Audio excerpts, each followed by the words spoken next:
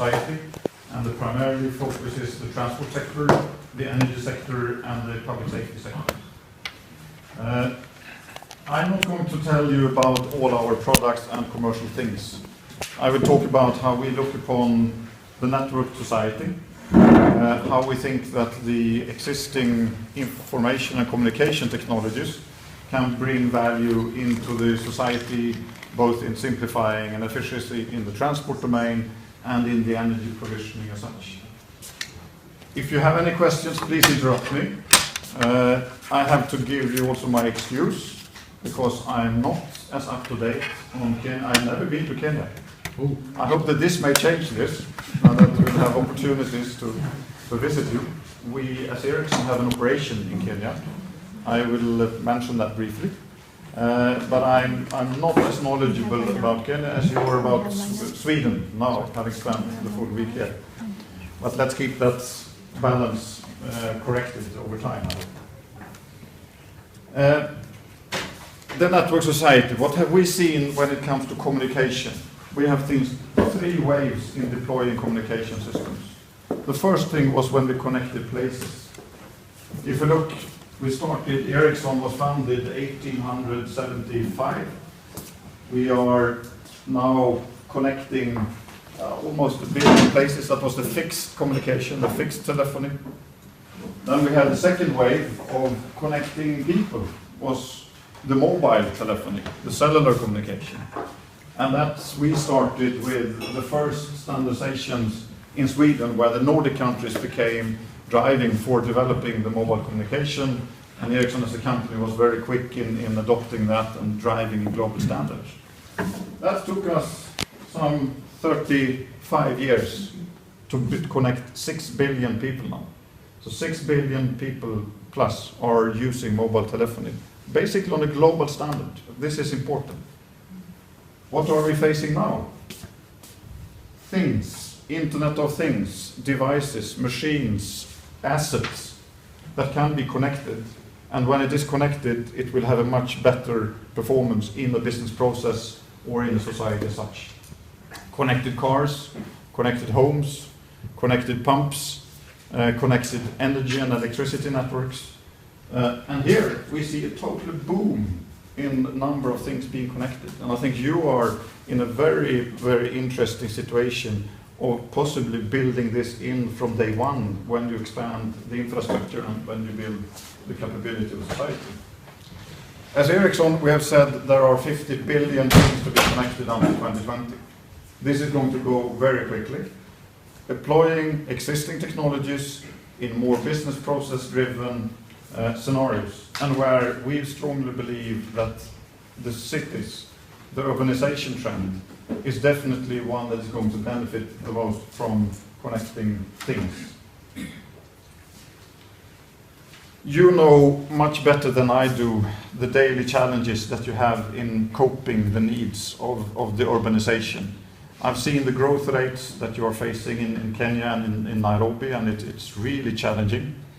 And it is absolutely astonishing what challenges you have to cope with and how you are managing to do that as good as possible, given all the different complex things to take care of. The housing, the jobs, the efficiency in the transport system, energy provisioning, the city logistic to get things out there, and to have this attractive from the citizens living there, for the business that comes there and pays taxes, and from the society interest of having a sustainable environment. We have done some studies on how do you actually now capture those challenges in the city development, and how information and communication technologies, ICT, can actually play a role in here. We have defined something that we call the Network Society City Index. And this is an index that combines in 2 dimensions all the leverages, all the benefits in a triple bottom helix model on both covering economical development, the social development, and the environmental development.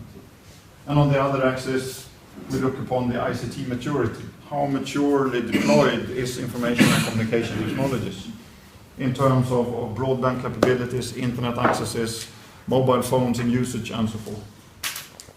And this is just one model to see how does it now match, again, in the correlations between those things. And we've done a couple of cities. This is not an absolute science, I should say that immediately. You know that also having now 41 parameters that we are collecting data for and putting that into graphs is never going to be black and white.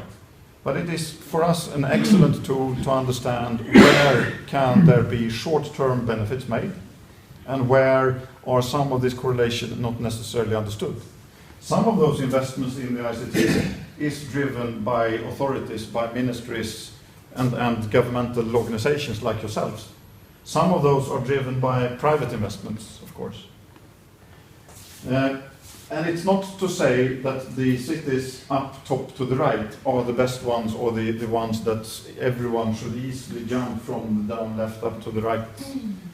But this is again to look for good examples. I know that you've been visiting some good examples in Stockholm today, and we are happy as Stockholm is ending up quite high up in this, pretty much due to the safe environments, the health situation, the environmental situation that we have, and the wide deployment of internet subscriptions and the big penetration of mobile telephony and mobile phones.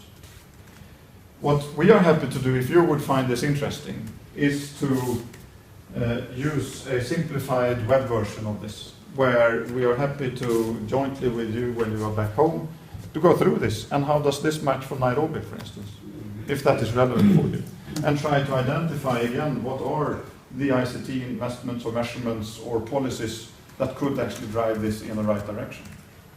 So just as a food for thought. And also possibility, of course, to look into what did other cities do and how have they deployed and learned from this.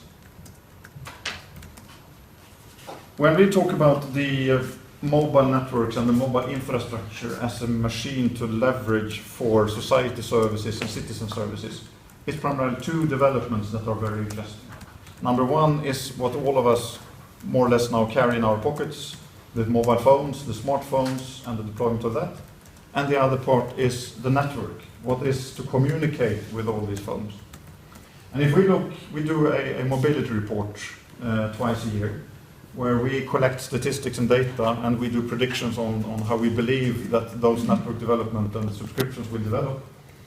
And if you just look on how many new mobile subscriptions came out in the world in the first quarter this year, it was roughly 108 million new subscriptions. And it is quite obvious to see also where these are coming from. And of course that you in Africa is a big contributor. There's a heavy proportional growth and uptake rates in mobile subscriptions, and thereby a lot of benefits, of course, if you use the services on top of the phones. I know that you've been extremely creative in deploying new solutions and jumping technology steps, so to say, in mobile money, and how to provide mobile banking based on the mobile phone, where we have played some part in that development, and I'll come back to that in a second. So here you see two interesting things. It's definitely so that it's Asia and Africa and Middle East driving the uptake of more subscriptions. And if you look at the uptake of smartphones in relation to normal mobile phones, that's 80% of smartphone subscriptions will come again from Asia and Africa and the Middle East. I think it was not in this slide, but we see now that 70% of all new subscriptions and new phones sold are actually being smartphones in the last quarter. So the uptake, not only the uptake of the phones itself, but also the capability of the phone. And I'll come back later on also to see why is that important. The other part, and sorry for having a bit complex slide now, but the infrastructure, the capability of the networks, we count the mobile network development in generations. So the first generation, or the ones that got some global penetration, GSM, is 2G. Then there comes 3G and 4G, and now next is of course 5G. And this is illustrating the penetration of those different technologies. So we have 2G, 3G, and 4G, and then some other dialects of this. And if you see the penetration now of 2G primarily and an extra development called Edge in Middle East and Africa, absolutely the bulk of the infrastructure, compared